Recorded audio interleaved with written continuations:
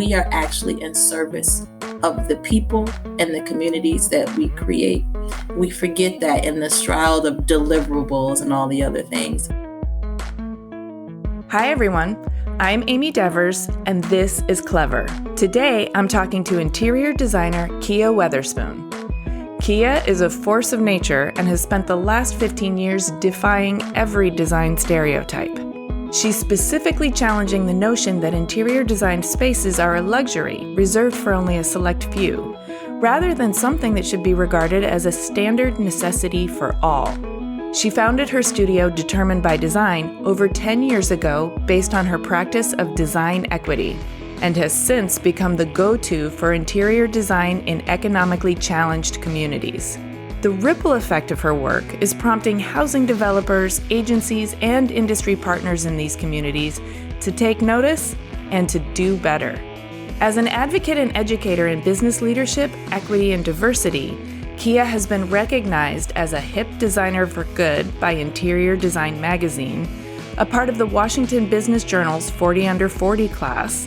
She received the International Interior Design Association Luna Textile Ana Hernandez Visionary Award, and was recently named 2022 Designer of the Year by ICFF Interiors. As you'll hear, prior to becoming a designer, Kia served in the military, a foundational experience that has impacted her deeply and informed her design philosophy. Kia is leading a meaningful charge in the name of design equity, and in doing so, is elevating the entire field to a higher vibration. Here's Kia.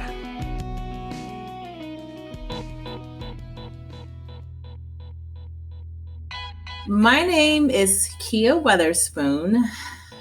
I am in denial, but I live in Atlanta, Georgia, where I teach full-time as a professor at SCAD, and I also run my business Determined by Design remotely. I feel like every person should feel seen and acknowledged and valued through the spaces that they traverse through. And I know I do it because I didn't have that, and I don't want that for other people. Well, I can't think of a purer reason for doing what you're doing than identifying a need that went unmet in your life, and now you are making sure that it doesn't go unmet in others. More power to you. So let's go back to that childhood. Can you paint the picture for me? So I grew up in Portsmouth, Virginia. I don't have very vivid childhood memories. My mom was a teacher. She was a diehard educator. My dad was an electrician / alcoholic / drug addict. I grew up with my brother, Cody, and we were a tight-knit little family of 4. I was always very talkative and very outgoing. Recently, I was purging some report cards, and I found one from like the 2nd or 3rd grade. It was like, Kia's a great student, but she's very talkative. I'm like, today, that works in my favor. Yes. I think a big thing that defined my family's life was my dad was in and out of rehab and jail. And then when I was in middle school going in to high school, my brother was incarcerated for 15 years. Virginia is a Commonwealth state in the South. And he was a first-time offender, and he got over a sentence, and he got 15 years in prison. Once that happened, there are no rosy pictures of me in Portsmouth, Virginia. Yeah, I'm not surprised you don't have vivid memories. I try to think about them, and when I can tell you nothing about the childhood home I grew up in. I do have pictures of this like hideous like pink and white cream wall covering, and I'm in this hot pink sweatsuit with all this sass. But that's all I have for you, seriously, about the home I grew up in. I think I always knew I was bigger than Portsmouth, Virginia, and I never felt grounded there. In very pivotal moments of my life, I didn't feel seen by like my mom, my dad, or my brother, and I was always starved for attention. Can I ask you if you didn't feel seen because you didn't feel understood, or were they just completely involved in their own issues? I didn't feel seen because my brother always needed everything. And I remember when he was incarcerated, again, my mom's a teacher. My dad had a job or he was either in jail or in rehab. So we didn't really have really good financial resources. Everything became about Cody. Like everything became about what Cody needed. Cody was going through the penal system. Cody was on trial. Cody, Cody, Cody, Cody, Cody, Cody, Cody, Cody, Cody, Cody, Cody, Cody, Cody. And then I'm like, anybody? Kia? No? Oh, okay. Oh. And look, I can laugh about it now, and it's not to diminish this experience, but I think I've learned to stop letting it define me. And life doesn't happen to you, it happens for you. All the things and the who I am now is because of that. Don't get me wrong, me and my family are like still like super close. I'm happy to hear that. And by the way, you are exuding resilience in your just in everything that you're saying. So this is not a pity party, but I'm really grateful that you're being so candid. Growing up when somebody else is like pulling focus, and it's also kind of worthwhile. You understand why the energy and attention went to Cody. And at the same time, you've got to honor the formative impact it had on you. Oh, absolutely. I was only acknowledged in my family when I did something good or I was successful. And I was like, oh, so if I do something successful, I'm acknowledged? Oh, then I came super, super fucking successful, right? Like I did a good thing. In school, I was seen. I did this thing. I got an award. I was seen.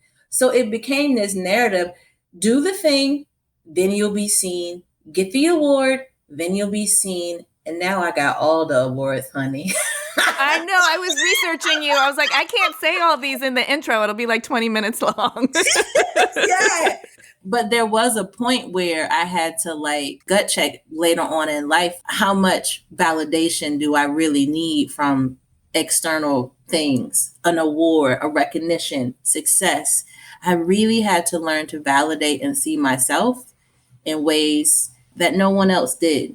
And I think it was my upbringing that forced me to do that in different ways. But also, it made me who I am. Like, it made me hyper successful. Now, remember, I said I can't tell you about my childhood home. Oh, honey, but I could tell Right. you about the first prison I visited. It was such a visceral reaction for me. And that was the first time I walked in a space and I just knew I didn't belong there. No one else belonged there. It was the first time I thought about space and how space affected other people in a very visceral way.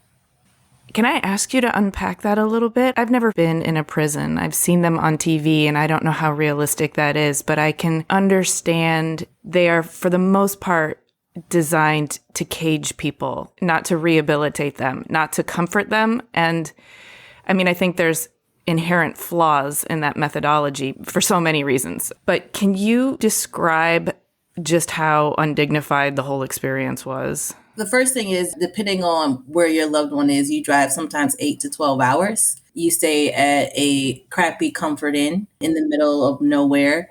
This was like in between Tennessee and West Virginia. And you got to think about the scale. I think I was like 14, maybe like 5'2". You first walk into just bars and these loud like clanks, a lock, literally like this lock shutting. And you kind of walking in, you're like, I'm gonna get back out, right? It's so intimidating and just absolute. And I'm just entering the building now. So you enter in, you hear this thing kind of like shut you down from an auditory perspective. And then it's gray and drab and not dirty in the sense of dirt, but it's just gloomy. You're like, oh, okay. There's no seating, there's no chairs. The family that you're with can be in there. And then you're in that drab space. Then you walk in and someone's looking at you through a plate glass window. You say who you're here to see. And I'm separated between bars, concrete, plated glass, and then there's like a door that after they check all the things that you can then now go through, and then you get searched. What's on TV is actualized. The perspective from that of a 13-year-old girl, I just remember feeling scared and uncertain. You go through the doors, you get searched, and then you go into these visitation rooms, and all you see is cinder block that's painted yellow because that's a happy color. And then there are these artistic murals of like a seascape or a jungle. Typically, the inmates would paint, and then there would be dark wood round tables and plastic burgundy chairs. Fluorescent light, no windows. And my brother, he moved through 3 different prisons when he was incarcerated for 15 years, and they were all some version of that.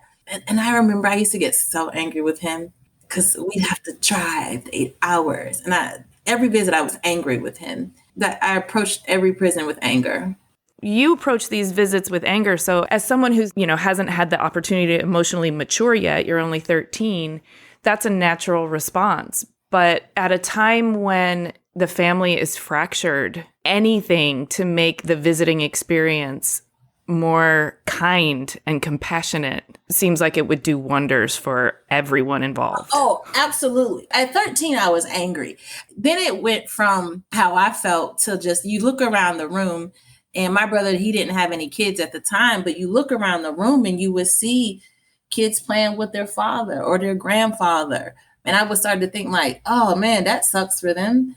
You would see babies, you would see grandparents visiting their grandsons. You would see women visiting their spouses. You would see parents visiting their son. Ethnicity didn't really range that much. As I got older, I was just like, yo, this is no place for anyone to be with their loved one. And then I even started looking at like, I wouldn't want to work in a place like this 8 to 12 hours a day. And I started thinking about the experience for the guards, right? I had a very long time and a lot of visitation to think about how indignified and humane it was for everyone who interacted with that space. And you drive off or you drive up and you could hear the guys like banging on the window saying, hey, hi, not even necessarily to their family member, but just to see people, right? And sometimes like if your friend knew you had a visit, they'd be like, hey, that's Spoon's sister. Hey, Spoon's sister. And you'd hear these men in these teeny tiny windows just clamoring for connection to outside. And maybe they didn't get visitors, right? That's how you left. What an impactful experience. And I think it's quite telling that you remember the prison so much better than you remember your childhood home. Yeah, exactly.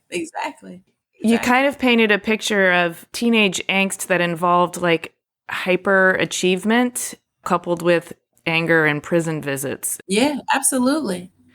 So that drive, which was a, coping response in your teenage years, clearly you still have some of it, but you've adjusted it, so it's not maladaptive anymore. So I leaned into my personality and myself very early on from a place of wanting to be seen, attention. I knew very early on, like I could talk myself out of anything. I was kind of like mediocre academically. This was a very pivotal moment for me. When I was in high school, I had got expelled from high school my like sophomore year going into my junior year because I had bought a razor blade to school. It sounds like, oh no, but why I bought the razor blade is quite comical. My mom had showed me how to get lint balls off of my polyester pants from 579, and I had to use a straight razor. So I took the straight razor to school to get the lint balls off my polyester pants from this cheap fashion store. Someone told them I had a straight razor, and whether I bought them there to get lint balls off my cheap pants or not, I brought a weapon to school. I got expelled, and it was like 4 weeks left in the school year. This is when I was like, you know what? This thing happened. It was my own fault, whatever. And I was like, I'm still going to graduate with my class on time. Like I refuse not to graduate with my class. So after that, I would take extra classes every summer, every semester after that. And then I graduated on time with my class. Now, my mom is telling this story to a room full of her colleagues and friends when she's retiring from the Chesapeake public school system with like 30 years of service. And I'm like, why is she telling everybody this hideous story? And she goes, that is the first time I knew that my daughter was determined by design. Oh, that's where the name comes from. Ding, ding, ding. I was going to get you there, girl. Thank you for staying with me. In my core, there is nothing I cannot do if I do not set my mind to it. At my essence, I am determined by design, resilient, determined. But that was the first time in this thing where something I did silly but wrong, but I would not let that hinder how I was going to progress or move forward. I was also into dance, ballet quite a bit. That was kind of my outlet. I initially wanted to go to college for dance, and I didn't have the grades. So I went to a junior college in Petersburg, Virginia. And then when I couldn't quite afford that, I went into the military and I joined the Air Force in 2001. You were deployed shortly after 9/11, yes? Yeah, I got to my first duty station in Wichita, Kansas. And that was in July of 2001. And then September 11th happened. And I was on the first of 5 deployments to the Middle East. I was at Al Udeid Air Base in Doha, Qatar. It was a bare base. I was in a tent with about 14 other women, and I needed some privacy. I needed to cry. And I was a prideful little 19-year-old, and I wasn't going to cry in front of these women. It was my first time out of the country, my first time away from my family. I took some sheets. I hung it from the top of my tent, and I made 3 sheet walls around my cot. And that was the first space I ever created. And I bawled like a baby for 15 minutes. It was something about how that space, it healed me and brought me comfort and brought me solace. And I would do that 4 more times over the course of my military career on active duty. Hands down, the military was one of the best things I ever did. I want to talk more about that, but before we move on from that really formative experience where you made yourself some privacy with the sheets, like there's something that really stands out to me about that, which is there's something really, really great about the way you took matters into your own hands so that you could care for yourself. Oh, yeah. I was like, look, if I'm going to do this, I got to let these tears out real quick. What got to happen first? That is that is so powerful. I needed it. Oh, I'm a crier, so I know how badly it's needed. But I just grew up in a time where I don't think people valued it that much. It was the only emotion I knew in that extreme. In your extreme circumstance. Yeah. Woo. Okay, so you said the military was the best thing you did. Let's hear about it. It's at the height of the war. September 11th just happened. It was one of the few times you just saw people come together for something bigger than themselves, right? Again, I'm 19, so I remember we be in like a little tent area, and there'd be like games and pool tables and stuff. And I would hear people say, like, I just had to do something. And this was it. They joined out of sheer just desire to serve their country and do something bigger than themselves. It was not about politics. I had never been around anything like that. People were wanting to serve at the most basic level through joining the military. Putting themselves in great sort of peril and discomfort to do so. Absolutely. Yeah. I can feel your collective camaraderie swelling right now. Yeah. I remember you would do shift work. I was working with this guy, and we were trying to figure out whose music we were going to listen to. He was like, "Oh, I don't really listen to rap music." He's like, "I hope you don't take this the wrong way. Like, I've never been around a Black person before, so we don't listen to that type of music." And I was like, "For real?" And he was like, "Yeah." And then we just had this whole dialogue, right? At the end of the day, it didn't matter whose music we listened to. We just learned a little bit more about each other and more about tolerance, because we're there for something bigger than ourselves. Not, well, I want to listen to my music and you want to listen to your music.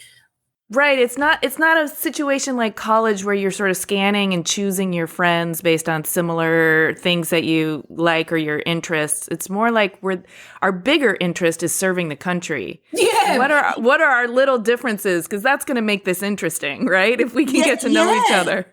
and I think it's just like, it doesn't matter, guys. And I think sometimes we forget things are bigger than ourselves. I think we forget it all the fucking time. It taught me how to respect the person, not their title, right? You could have rank in the military, but attitude reflects leadership. If everybody in the office or on the shift is talking trash, they got bad energy, that's a direct reflection of leadership. It's not about your title. It's not about your rank. It's how you treat people and how you respect people. And it also taught me how to speak respectfully. And as long as I'm respectful and I put sir or ma'am on the end of it, I could say anything I want. Those are the things that I got from the military that are invaluable. I would do it again the exact same way every single time. Do you still have friends in the military? Are you still connected? I did 4 total years on active duty, and then I did another 17 years in between the Guard and the Reserve. So I did a total of 21 years of military service. I have a lot of great, great friends. The nostalgia of it wore off around year 10. Again, like, it's so funny. My military career was bookended by two extremes. And I think, sometimes we stay in a thing because we think we should. But the minute you can't show up with 100% integrity, giving 100%, it is time to walk away. The minute you just hang around and you pussyfoot and do the bare minimum, because I can, there's a reason, and you shouldn't be there. I talk about the start of my military career. Everybody's doing something bigger than themselves. And then I book in my military career in June of 2020. George Floyd was just murdered. I'm living in DC. It's a racial uprising happening. They activate the National Guard. They put me in like riot gear and a helmet and a shield. And I'm just like, I'm HR guys. Why am I out in these streets? But I'm also a Black woman in the nation's capital as people are protesting. Oh, fuck. Everything in my being is like, I can't do this. Contractually, I had to. Again, like I said, there were years leading up to this. Like, it's time for me to retire. It's time for me to retire. But this was the first time I was really conflicted because I knew this was no place for me to be. I was in a white man's military. I just couldn't do it. I hear you. And the story that you told communicated to me, like my body is short circuiting right now, trying to imagine the conflict that you must have felt. But this is also goes back to the things the military instills in you, which is why I have such a love for it. It teaches you to be a good wingman. The racial uprising happens. They activate the DC Guard. Now, technically, my job is HR at this point. So HR, we're supposed to know where all the people are, right? So we go to the base. Everyone's clamoring. They're getting gear. And one of my coworkers, somehow they were like, raise your hand if you have your gear, blah, blah, blah, blah, blah. Now she raises her hand. The rest of them kind of like, oh, I don't have mine. And they're like, Wilson, come with us. And I'm like, oh, but she doesn't have a wingman. And I'm like, well, I'm not going to let Sergeant Wilson not have a wingman from our shop, our office. So I go with Sergeant Wilson because she needed a wingman.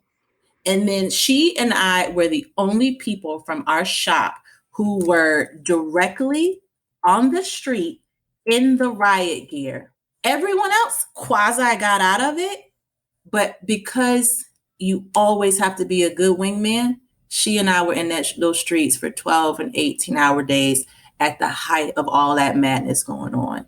And she and I both felt like, as two Black women, like, why are we out here? I still could not be a good wingman in that moment. When I could just did like everybody else, like, oh, I ain't got mine either. It taught me that it was bigger than myself, and it was about being a good wing woman. You can't let her go out there. Yeah, you gotta be a good wingman. It's culture. I wouldn't have gotten these life lessons any other way. Hands down, one of the best things I ever did. Well, I love the way you tell them. As gripping as it is, it's also really inspiring. I see your conflict, and I'm glad you got out of there when you did. Me too. Me too. But I will say this. So it's like, all right, and how did you become an interior designer? When I had got out of the active duty military in 2004, the war was supposedly over. I remember just being like, I enjoyed creating those spaces. I want to do that. What's that called? That's how I became an interior designer. So many people stumble into design, like they don't even know it's a profession, but somehow it impacts their life and they ask somebody like, what's that called? And they're led to design. And that's beautiful. And I want to hear about your undergraduate experience because I'd also really love to hear about your thesis work. I left the military. I went and got an associate's degree, and I worked briefly at a hotel management company. And that was actually my first quasi design job. And the first time I realized the things that really matter are work ethic and selling. I was able to upsell my interest in design at this point to a position as a design coordinator. Back then, you couldn't work full time and get a design degree at night. I learned another valuable lesson. I'm not motivated by money. And I remember when I decided to get my bachelor's degree, I had a plan, told it to my CEO. He was a perfect type of first CEO out of the military. He was rich, white, and sexist. And I remember him looking down my shirt, and I'm not a busty woman, and him being like, I just gave you all this money. You can either work here or you could go back to school, but you can't do both. I knew right then I was going back to school full time, and no man could or could not tell me how I could dictate the path of my career. And that was a perfect lesson for me in that moment. And I stumbled across a college/art gallery called Moore College of Art and Design. It's in Philadelphia. And I remember just seeing like the gallery spaces, and it was all these amazing artists and artisans and makers from back. And I was like, oh my God, this is a school? Can I get in here? And I did. And then the first day of class, I'm all excited. I'm an older student, and I'm looking around and I'm like, there aren't any men in here. There are no boys. And it was an all women's college. Oh.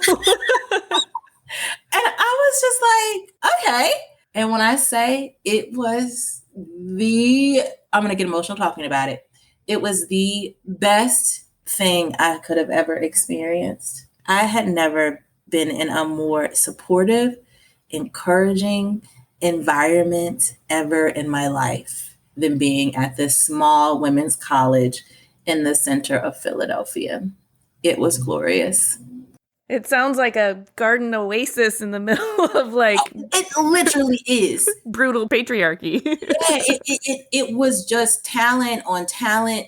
And I remember I never saw myself as an artist. I saw myself as a creative and a designer. And I remember it's like my third year there. And when I say I was with young women who I swear they came out of the womb creating. And my third year, this girl named Brenda Matthews, she looks over at my work and she goes, Kia, did you make that?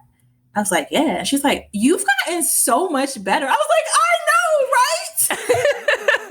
It was just like boosting my confidence. It was always just so lovely.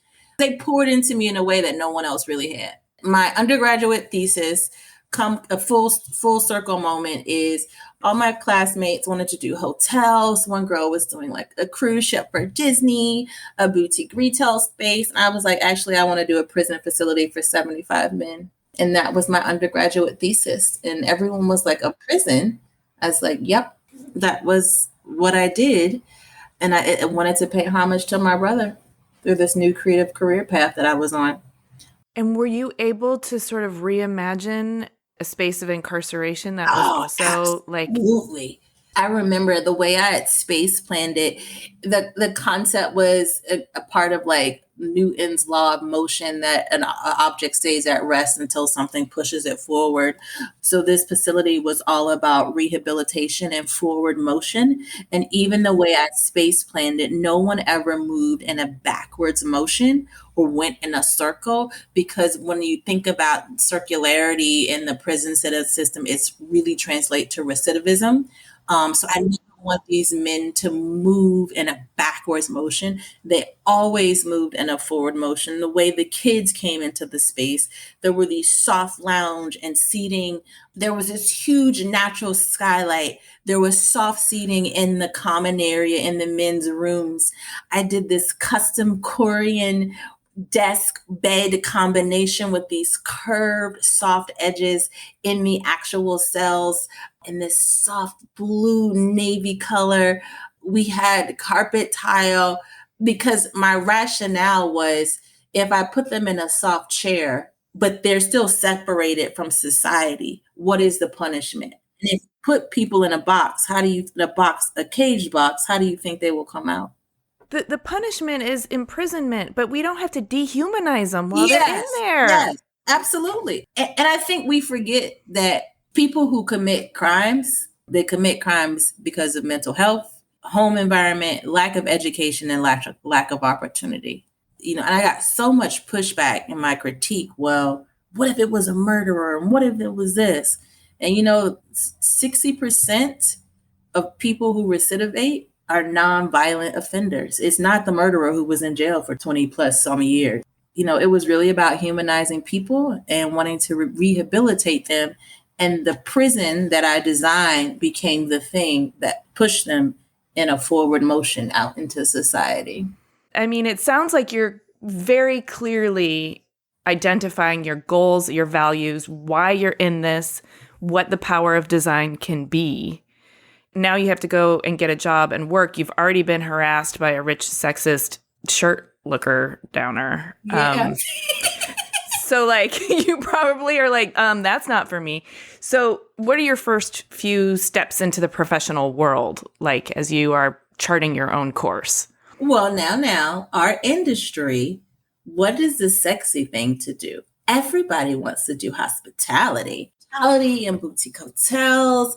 It's sexy, it's glamorous, it's all the things. So that's what I wanted to do. I first went down the path of still staying in the hospitality space. I did a brief stint in high-end residential design as an intern. And then I met this woman on like a shadow day. She was like, I like people, but I don't want to work with them. And then she told me all about multifamily design.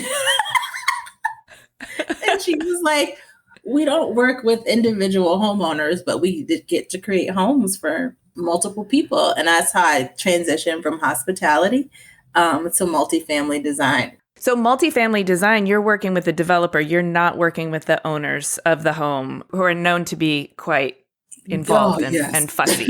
Yes. Yes. So I fall into doing multifamily design, and then I immediately started doing high-end luxury multifamily design in the DC area. And that was the first 2 or 3 years after graduation. That was kind of my trajectory. And I'm working at this great firm. And again, our industry is notorious for this. I was working late hours, pulling all-nighters. In college is cute. At 31, it was not. I remember it was my first big design project. I was up all night, went home, took a 30-minute nap on the floor. Don't ask me why. I had a bed. I showered, and then I went and presented to the client. Did a great job. And then we went back to the office. My boss didn't say, like, take a comp day, leave early, nothing. We just kept going. And that wasn't a good feeling for me. And 2 weeks later, we're sitting in this meeting, and she's like, Kia, you don't seem like you're here. And I think I always know when it's time to move. Again, like I said, when I can't show up as my whole self and give 100%, I got to go. And that's okay. So I gave my 2 weeks notice, and I was like, okay, what are you going to do now? Oh, man, you gave notice without a plan. Yeah, girl. You're so badass. or ignorant. One or the other. No, I think like two things happened. I was like, all right. I was like, I could go get a job at another firm.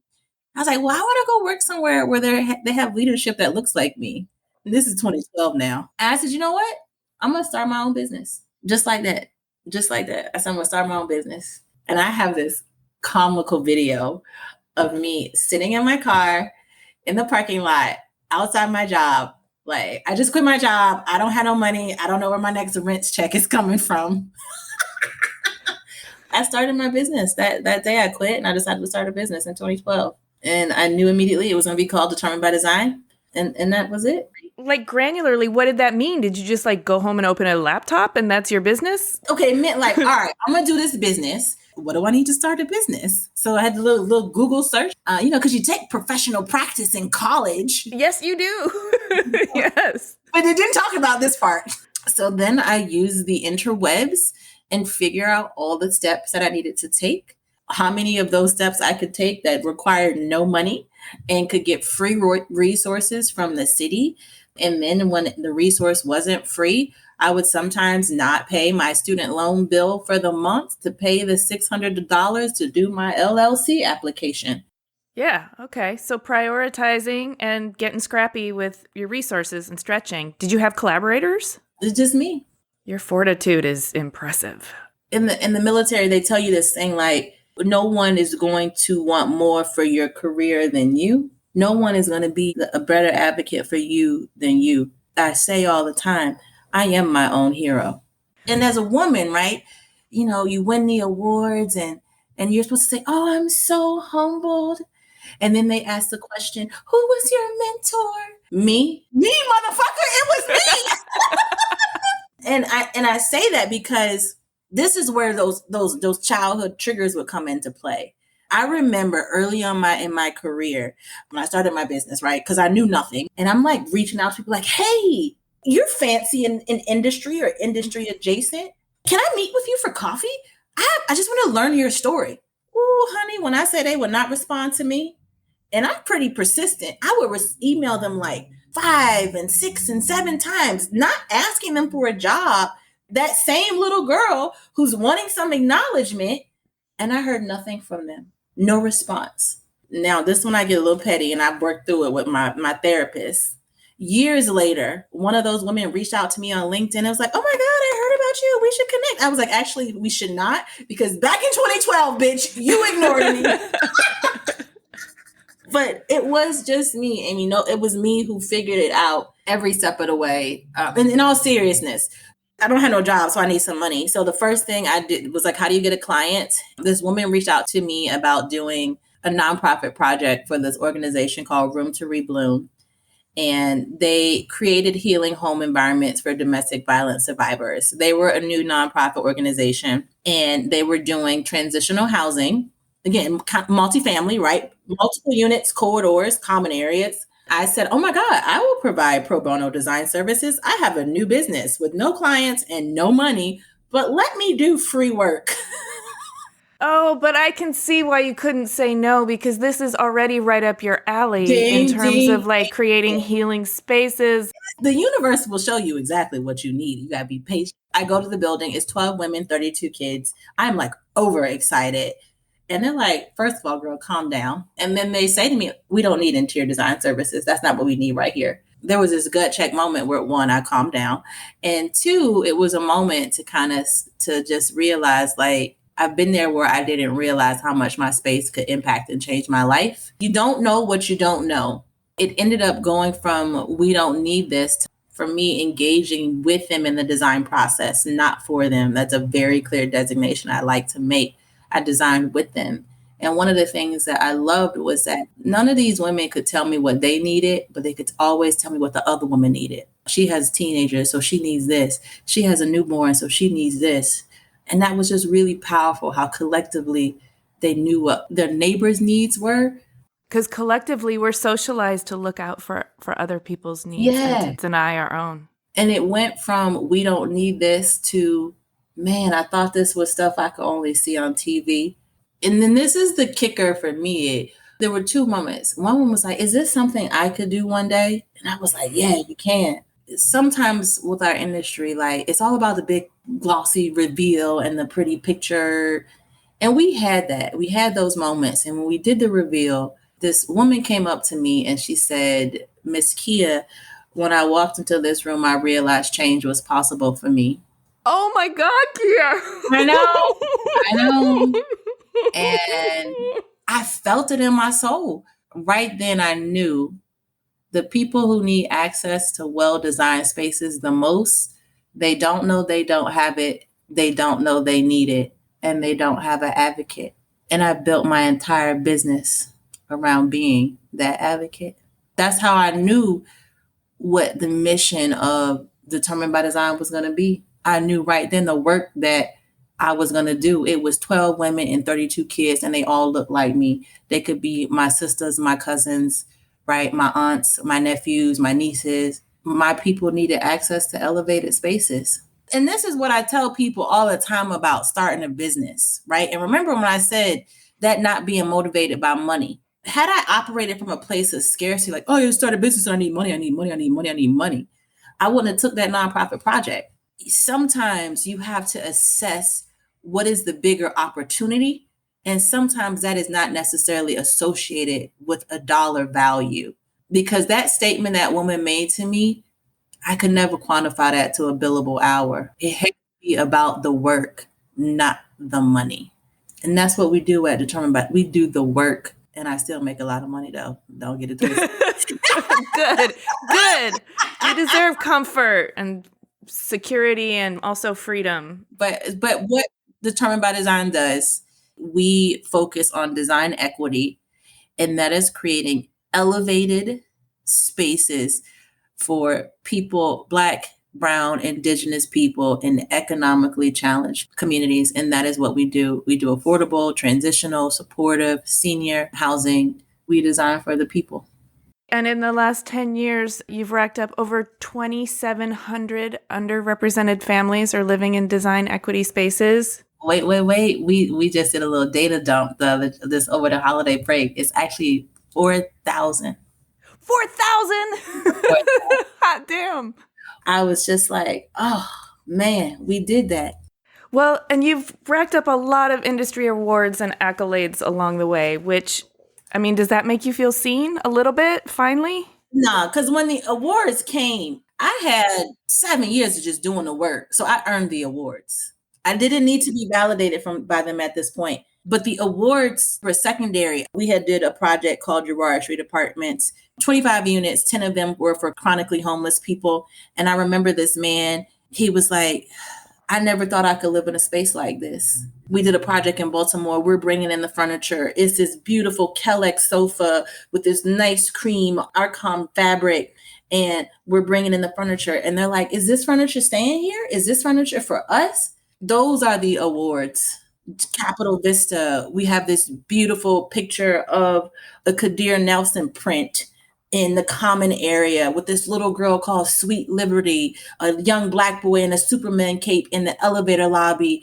And the rewards are people seeing that they deserve something elevated. And I'll be very, very clear that I'm not saying it looks luxury. It's elevated. Luxury is an illusion. But when the people walk through these spaces, when the housing developer says, wow, Kia, you and your team made this space look like a value, and that the next 3 generations of people who will live in this affordable housing project know their worth, know they deserve something. Those are the rewards. As you're describing this to me and I'm sort of placing myself there, I'm feeling like your spaces are very affirming. I can imagine that someone, especially someone who thought that they never could live in a place like that, and they're walking down the halls and seeing Black boys in Superman capes, and they're seeing themselves reflected back in this. Oh, absolutely. A space that's considered them, right? That's valued them in the creation of it. So it's taken care into consideration. It's taken their personalities into consideration. Absolutely. And it's so affirming. It's healing. It's healing. But here's the what makes us different as a firm. We don't follow design trends. That's not our jam. That makes sense. Trends are disposable, right? That's the opposite of affirming. Absolutely. But trends, every step of the way, trends whitewash spaces. We at Determined by Design, we create spaces that reflect the history, culture, and stories of the communities. And in order for us to do that, our design research for any project, it doesn't start with the site. It starts with the land. What is the indigenous story that existed before the land was stolen and then bought and bought again? We search for the narrative of communities and we bring it to the forefront. And then we look for the next demographic of people, the next heritage story. So we're constantly trying to bring in the cultural and ethnic narratives from the past into the present, and we marry them together. That's how we make sure our spaces mirror the communities that they represent and the people who are in those communities. That's what's affirming. Your history, your story, it is still relevant, and we're going to bring it to the forefront, not Pantone's color of the year. This is not going to be that. So this is beautiful, and it's also very, very, like, you're rooting it back into the earth, which is gorgeous. Can you tell me, like, what is the research like? How are you making sure you are reflecting the communities? I mean, you can learn history, but you still have to put it through a filter that understands the people. Oh, okay. So this is what our team does. We get a project. One, as a firm leader, I give my team time to do the research, right? We're not trying to rush through because of a deadline, right? We take a full 10 weeks in our schematic design process. The first 2 weeks of that alone is this deep dive. One team member will do the historical research. Another team member will do the community research, which is more present day. And then a third team member, and they will do a kind of context into the demographic of the neighborhood as it exists, right? So we bring together all this information. We always start with how did the community migrate? How did it migrate? How did it change? Starting with a native story that then ended up, maybe it went Croatian, then there was a Creole narrative, depending on where the project is, because we do work all over the US. We're pulling all those threads, all this context. And then we're gravitating towards, who were the makers? Oh, who was this famous person? What was he or she famous for? Oh, the first this was made here. Those are the things that we're looking for. I'll give you an example. So we're working on this project in DC. It's called Berry Farm, one of the largest public housing authorities in the district. And, it's in Berry Farm. It's called Hillsdale. It used to be a fishing village. DC is named for go-go music. The Junkyard Band, Eartha Kitt, all these famous people came from these projects called Berry Farms. It was this centralized fishing village for Native Americans. DC is known for Howard University and the Yard. Howard Schultz was one of the founding members of this housing development called Berry Farm. So we're kind of taking all these things, and then our concept before the project became opening the senses to ascension, because go-go music is this immersion of sight, touch, sound. It's full body. It's in Hillsdale, and we are slowly ascending this neighborhood, but then it's also capturing the history of it. That's how we get to our concept narratives. Not we wanted to create the mid-century modern juxtaposition of the indoor-outdoor. I love when you take it down. When you take it down. My team member Sequoia says, this is our prayer and our intention for the community. So it has to start from their history. And then we do like a word play as a team. And when we're doing this word play, we're throwing all the words out from our research, words that gravitate to our soul. That's what we do in a very kind of historical point of reference, but then also from a point of feeling. When our team members are coming up with our concept statements, it's like, do you feel it? And I'm like, and we do this. I say, close your eyes, close your eyes. All right, now say it out loud. And the reason it's important for you to feel it, because when that development partner pushes back, it's that feeling. We fight for something when we feel it. So when we have development partners making a decision that might be inequitable, I need them to fucking feel it, to challenge and to educate our development partners. So it has to start from a feeling. It has to start from a place of intention. It has to start from a place of prayer, whatever that looks like. That's how we do what we do and create the spaces we create. You've just given the strongest explanation for how to know if your idea is truly worth advocating for. And if it is, you almost don't have to work so hard to convince people, because it just vibrates from your very being, because you know so firmly in your soul that there's a reason for this. The key to business is this. People buy into people. So if every design decision we've made is rooted from the start, from inception, if the color story, the statement, if it is rooted in the history of people, you can always sell that. People will always buy into people. Our narrative is the people's narrative in history. And other firms are rushing to get them to a deliverable, rushing to show precedent photos of other interiors to say how theirs can mimic this, and another blonde wood swooped curve thing with a cream interior to mimic that. That's replicating.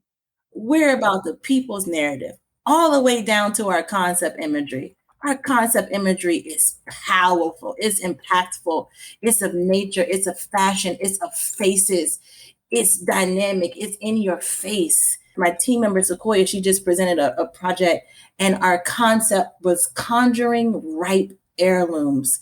It's in Miami, it's in the Overtown neighborhood, and we're presenting this to the real estate developer and the architects on the phone. One of the development members was like, I just moved to this neighborhood. And after her presentation, he goes, I knew none of this history about this town. And we're Wow. educating them through design, concept, color story. And this is relevant because when we come to projects and I look at other affordable housing projects and they look like trash and they ugly, and I'm being real firm on that. And I think to myself, why is that? Because you don't care enough. Because that's not your brother, your mother, your sister, or you whoever living in that building. You will do the status quo because you don't see them as your people. Oh, That's the fuck. problem. That's why design is inequitable in low income communities. I need my counterparts to care and to do it from a place of feeling like if it ain't good enough for my loved one, it ain't good enough for this community either. They scared because we won't get the next project. We won't get the next billable hour. I had this architect say to me once, well, how did you get them to make all those changes? I told a better story than you. We can't do that. We can't bite the hand that feeds us. I bite it all the time and it keeps coming back because they see we are so impassioned. And our industry has become so fearful of not getting the next project or the next fee that they don't push their clients. And the fact that they still call them clients and not partners, you're not trying to do something bigger than yourself. You're just trying to get the next fucking check. I need partners to change the way communities are built. We don't say clients at Determined by Design. We got partners. And just like your partner in real life, if they do some fuck shit, you course correct them, you educate them. That's why we say Yeah. partners. Yeah. And that sounds like you've built a life for yourself that's incredibly meaningful and also requires difficult conversations on the regular. All day. And that's okay too. Yeah. Just to double back to your design ethos for a second, there's something that's very, very powerful to me because this is something that I hold dear is this concept of story stewardship. It's why I started this podcast. It's why I built this platform to hold space for all of these different stories that need to be heard. I also teach design, and I developed a class around narratives embedded in the built world because I think we need to all take those very seriously. And as the future designers and architects of this world, we need to be really designing those narratives consciously and intentionally, just like you're saying. I know that you've built education into part of your mission as well, not just in your day-to-day talking with your partners and the people that you need to get on board, but actually have developed workshops so that your design counterparts can do what you do instead of running in fear.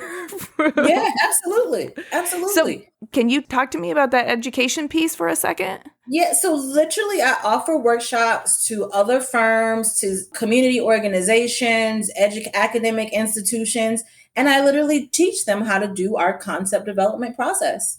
I teach them that the exact same way we do it in Determined by Design. I teach them how to do it, how to do the historical contextual research beyond the site, engaging in that historical narrative, how to do the wordplay. Now, I want you to imagine a room full of architects. Yeah, well, if we just stay still with the cliche kind of descriptor of an architect, 40 plus year old white man. And I'm asking them to close their eyes and feel the words and feel it, guy, feel it for me. But that's what I take them through. I encourage them to tap into the feeling and the empathy that is inherently supposed to be embedded in every design discipline, architecture, landscape, lighting, right? There's empathy that has to exist. So while I'm teaching them our step-by-step process, I'm also reminding them that we are actually in service of the people and the communities that we create.